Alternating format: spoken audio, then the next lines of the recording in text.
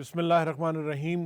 नाजरीन मोहतरम, प्रोग्राम बारान रहमत में आपका मेज़बान शकील जाज़िब आपकी खिदमत में हाज़िर है। नाज़रीन मोहतरम, बारान रहमत में आज हमारा मौज़ू गुफ्तगू है औलाद की तरबियत। नाज़रीन मोहतरम, आपको पता है औलाद अल्लाह ताला की जो बेशुमार नेमतें हैं उसमें से एक ऐसी नेमत है जिसका शुक्र अदा नहीं किया जा सकता।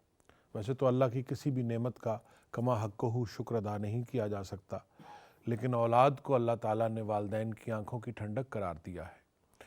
औलाद के ज़रिए नस्ल इंसानी के जारी रखने का सबब बनाया है और औलाद के ज़रिए ही अल्लाह ताला के जो अहकामात हैं वो एक नस्ल से दूसरी नस्ल तक मुंतकिल होते हैं।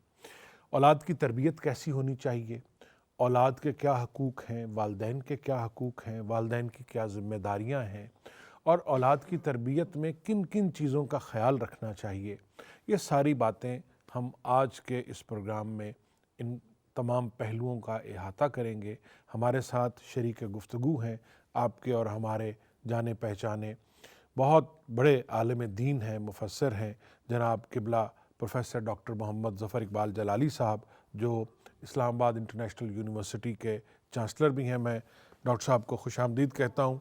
डॉक्टर साहब, बहुत शुक्रिया, आप तशरीफ़ लाए। आप हमेशा हमारी रहनुमाई फरमाते हैं और बहुत सारे मौज़ूआत पर हम आपसे रहनुमाई लेते हैं और बहुत सारी ऐसी बातें जो हमारे नाज़रीन तक पहुँचती हैं जो उनके लिए यकीनन फ़ायदे का बाइस बनती हैं।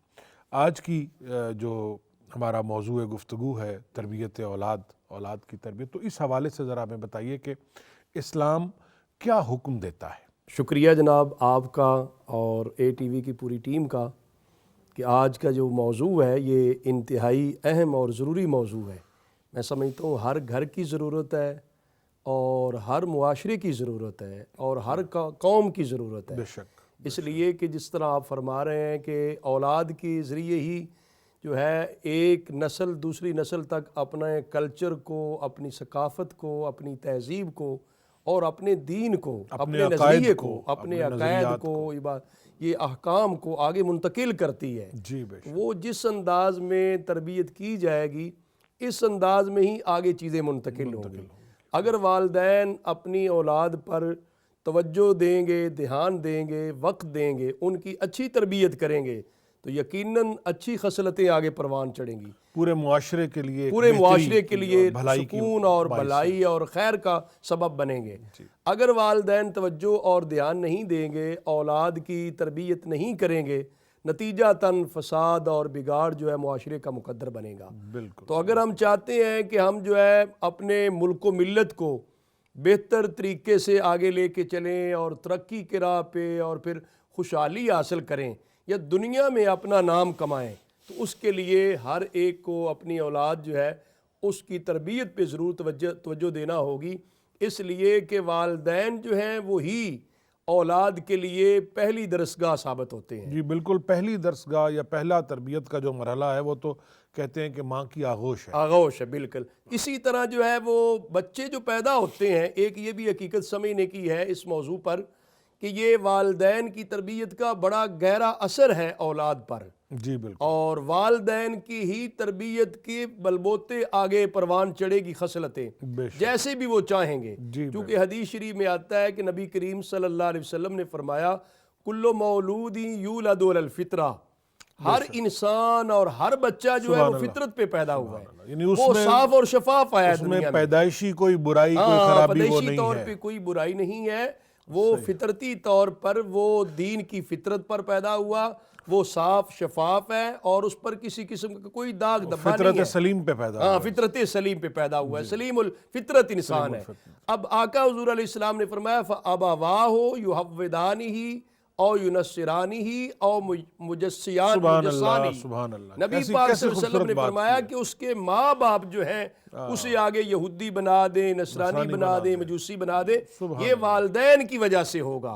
गोया कि इससे ये पता चला कि वालिदैन जैसे होंगे और जैसी तरबियत करेंगे ऐसी औलाद आगे बढ़ेगी। बेशक उसकी छाप। इस वजह से ज़रूरी है कि वालिदैन इस हकीकत को समझें कि औलाद की जो तरबियत है वो अच्छे तरीके से और अच्छे खतूत में की जाए ताकि आने वाली आगे नस्लें जो हैं وہ اچھی خصلتیں لے کے آگے پروموٹ ہو، آگے ترقی پہ جائے، دنیا کے جس کونے میں بھی جائیں وہ اپنے والدین کی تربیت سے وہ پہچانے جائیں۔ اچھا، ایک تو اس میں ڈاکٹر صاحب یہ ہوتا ہے نا کہ دو پہلو ہیں۔ اب جب ہم اگر ابتدائی تربیت کی بات کر رہے ہیں تو ایک پہلو تو یہ ہے کہ آپ نے زبان سے کچھ بتایا، اپنے بچے کو تعلیم دی کہ بیٹا یہ کرنا ہے، یہ نہیں کرنا، یہ اچھا کام ہے، یہ برا کام ہے، بزرگوں کا ادب کرنا ہے، بزرگوں سے ایسے بولنا ہے، ملازموں سے ایسے بولنا ہے، بہن بھائیوں کے ساتھ رویہ یہ ہونا ہے، یہ آپ اس کو زبان سے بتاتے ہیں۔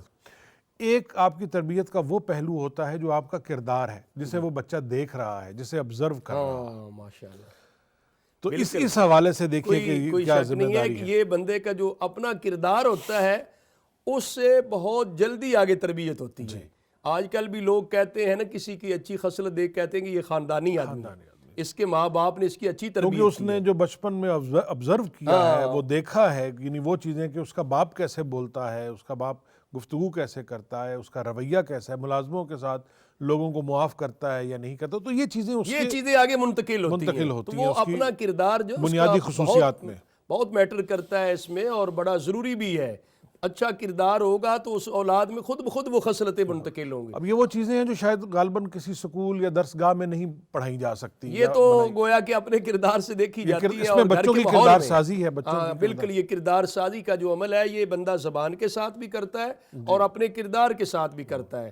آج ہم معاشرے میں یہ تو چاہتے ہیں ہمارے بچے اچھے بنیں، لیکن اس کے لیے ہمیں خود جو اچھا بننا چاہیے اور ان کے سامنے اچھا کردار جو ہے وہ پیش کرنا چاہیے، اچھے رویے ان کے سامنے، اچھے اخلاق و عادات، وہ اگر ہم خود اچھے نہیں بنتے تو پھر آگے ہماری اولاد بھی اچھی نہیں وہ بنتی۔ کہتے ہیں جی کہ بچوں کو تو ہم نصیحت کرتے ہیں کہ بیٹا جھوٹ نہ بولو، اور خود ہم یہ کہتے ہیں کہ گھر میں بیٹھے ہوں اور باہر کوئی ملنے آئے تو بچے کو کہتے ہیں کہ بتا دو کہ ابا جان گھر میں نہیں ہے، گھر میں نہیں ہے، یہ سو رہے ہیں، یہ ایسی چیزیں، وہ ایسی اس طرح کی جب تربیت ہوگی تو یہ چھوٹی یقیناً چھوٹی باتیں ہیں، اس کے غلط اثرات لیکن چھوٹی چھوٹی باتیں ہیں، لیکن یہ باتیں وہ ہیں جو جن کو بچہ یہ جب ابزارب کرتا ہے، سیکھتا ہے، تو وہ یہ سمجھتا ہے کہ اچھا شاید یہ اتنا سا جھوٹ بولنا کوئی بڑی بات نہیں ہے۔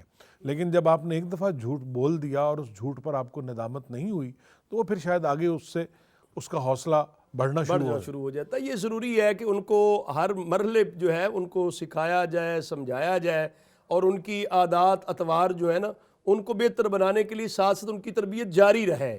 حدیث شریف کے اندر آتا ہے، نبی کریم صلی اللہ علیہ وسلم کے پاس ایک صحابی ہے، ان کے ساتھ ان کا بیٹا بھی تھا، تو نبی کریم صلی اللہ علیہ وسلم نے اس بیٹے سے پوچھا کہ یہ کون ہے؟ وہ کہنے لگے یہ میرے والد گرامی ہیں۔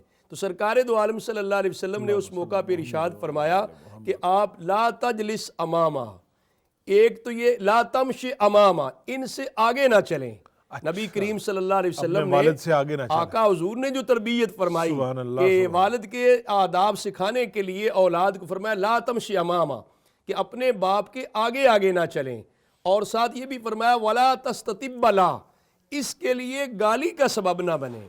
اگر آپ کسی اور کو گالی دیں گے تو نتیجہ تن تیرے باپ کو بھی گالی ہوگی۔ آپ کسی کے باپ کو گالی اور برا بھلا کہیں گے، ظاہر ہے وہ جوابی طور پہ تیرے باپ کو بھی برا بھلا کہا جائے گا۔ اور ولا تجلس قبلا، جب بیٹھنے لگے تو اپنے باپ سے پہلے نہ بیٹھے، پہلے ان کو بیٹھنے دیں۔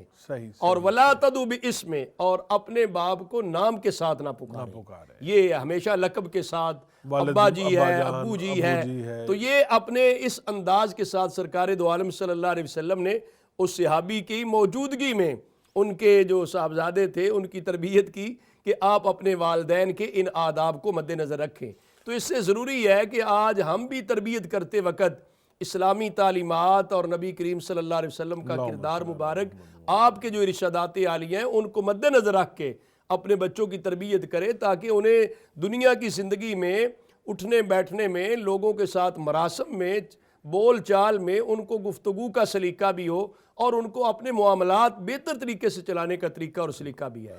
اسی طرح مطلب یہ تو لڑکوں کی تربیت ہے جس میں والد کو براہ راست انوالو ہونا پڑتا ہے، وہ انہیں اپنے ساتھ لے کے جاتے ہیں جہاں جاتے ہیں، اپنے دوستوں کی محفل میں جہاں جاتے ہیں، مسجد میں جاتے ہیں، نماز پڑھنے جاتے ہیں، عید پڑھنے جاتے ہیں، یا باقی جہاں پر بھی وہ دوسرے جو مذہبی اجتماع ہیں یا کوئی معاشرتی اجتماعات ہیں تو وہاں بچے ساتھ جاتے ہیں، شادی بیاہ پہ ادھر ادھر، تو وہ وہاں ان سے سیکھتے ہیں۔ جو بچیاں ہیں ان کے لیے یہی معاملہ ان کی ماؤں کے حوالے سے ہے. ایسے ہی ہے.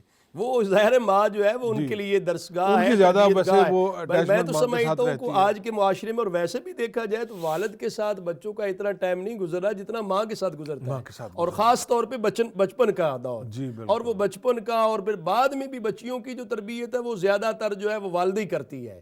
تو لہذا ماں جو ہے وہ ضرور اس بات کو مد نظر رکھے گی کہ ان کے یہ جتنے عبادات کے ہیں, معاملات اور دیگر جو مالی معاملات ہیں اور زندگی گزارنے کے ہیں, جاب کے ہیں, تعلیم کے ہیں, سارے معاملات کے اندر ماں اگر نظر رکھے گی تو یقینی طور پر بچیاں جو ہے اچھا کردار اور اچھا کریکٹر جو ہے معاشرے کے سامنے پیش کریں گی. کیونکہ ظاہر ہے بچیوں کا جو جتنا ایک آسانی کے ساتھ یا کمفرٹ کے ساتھ وہ اپنی ماں کے ساتھ چیزیں ڈسکس کر سکتی ہیں, اتنا باپ کے ساتھ وہ نہیں اس طرح وہ باپ کے ساتھ تو وہ نہیں کر سکتی. ویسے یہ الگ بات ہے کہ بچیوں کی عموماً اپنے والد کے ساتھ جو ہے وہ محبت یا اٹیچمنٹ زیادہ ہوتی ہے. وہ اصل میں وہ یہی وجہ ہے کہ وہ فطرتی طور پہ انسان کمزور ہے نا, تو جہاں سے وہ قدر شفقت ملتی ہے بندہ زیادہ قریب ہوتا ہے. تو والدہ جو ہے اس نے زیادہ وقت بھی گزارنا ہوتا ہے اور زیادہ تربیت کرنے کی وجہ سے ڈانٹ ڈپٹ بھی کرنی ہوتی ہے. اب باپ جو ہے اس نے تو بعض شفقت کرنی ہوتی ہے, اور تو کچھ ظاہر ان کے معاملات کے اندر زیادہ وہ نہیں ان کی رہنمائی کر سکتے, وہ بچیوں کی جو ہے والدہ نے کرنی ہوتی ہے. اس وجہ سے وہ والد کے قریب ہوتی ہے. باقی جو ہے والدین دونوں ہی میں تو سمجھتا ہوں اولاد کے لیے بہت بڑی نعمت ہے, اور ان کے زیر سایہ جو پرورش اور تربیت جن کو نصیب ہوتی ہے انہیں اللہ تعالیٰ کا شکر بھی ادا کرنا چاہیے, اور اپنے والدین کا ادب, احترام, خدمت اور ان کی تربیت لینا بھی چاہیے. کچھ یہ مقولے بنے ہوئے نا تربیت کے اولاد کی تربیت کے حوالے سے, کہ جیسے یہ کہتے ہیں کہ بچہ جب تک چھوٹا ہے, یعنی وہ 7 سال جو پہلے 7 سال ہے, تو اس وقت تک وہ آپ کا حاکم ہے. ٹھیک ہے, یعنی جو بچہ آپ کو حکم کرے, جو فرمائش کرے, آپ نے اسے پوری کرنی ہے. اگلے جو 7 سال ہے, جو 7 سے 14 سال تک کی عمر کا ہے, اس میں آپ حاکم ہیں کہ آپ نے اس کو اپنے حکم پہ چلانا ہے, کیونکہ وہ ایک بڑا نازک مرحلہ ہوتا ہے عمر کا, کہ جس میں بچے کے بننے یا بگڑنے کا. اور اس کے بعد 14 سے اگلا جو 7 سال ہے, 21 سال, اس میں آپ بچے کے دوست ہیں, آپ دونوں دوست ہیں. بالکل. یہ تینوں جو مرحلے ہیں, یہ ان کے اندر حکمت یہ ہے کہ ان تینوں مرحلوں میں اسی انداز کے ساتھ والدین اپنے بچوں کے ساتھ رہیں گے, تب بچوں کی صحیح تربیت ہو سکے گی. اگر وہ ان بچوں کو اس طریقے سے شفقت نہیں دیں گے بچپن میں, تو یقینی طور پہ ظاہر ہے وہ قرب بھی نہیں ہوگا, وہ پھر آگے سیکھ بھی نہیں سکیں گے. چلیے اس پہ ہم مزید تفصیل سے گفتگو کریں گے. ناظرین محترم, پروفیسر ڈاکٹر محمد ظفر اقبال جلالی صاحب ہمارے ساتھ تشریف فرما ہیں. باران رحمت میں ہم گفتگو کر رہے ہیں اولاد کی تربیت کے حوالے سے, تربیت اولاد پر. تو ابھی وقت ہوا ایک بریک کا, ہمارے ساتھ رہیے گا, ہم تھوڑی دیر میں آپ کی خدمت میں دوبارہ حاضر ہوتے ہیں.